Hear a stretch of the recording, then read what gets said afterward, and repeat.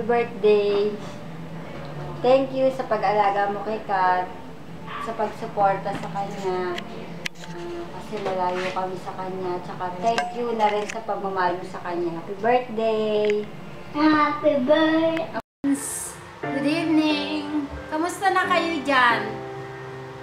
Alam ko ngayong araw na to, syempre hindi namin malilimutan.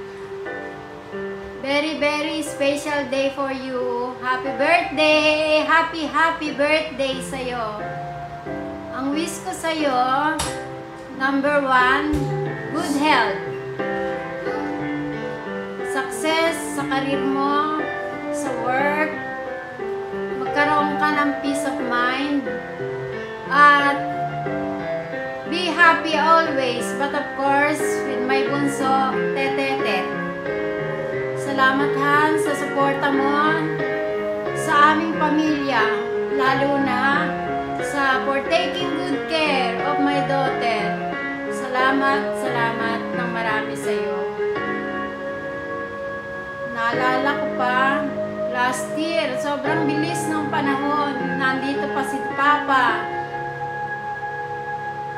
Kinamusta ka pa niya, grinit ka niya, gave you some piece of advice.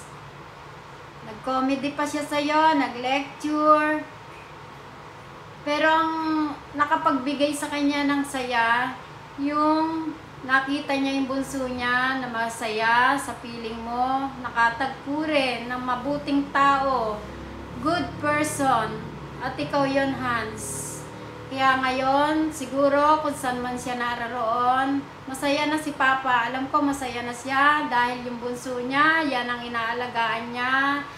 Diyan siya sobra nag-aalala nung napunta siya dyan sa SG. Pero ngayon, alam ko nasa mabuti siyang kamay. At iyon ay ikaw yun, Hans. Salamat sa iyo, Hans. Salamat. Happy birthday sa iyo. Bye! Regards, Hans! Tetet!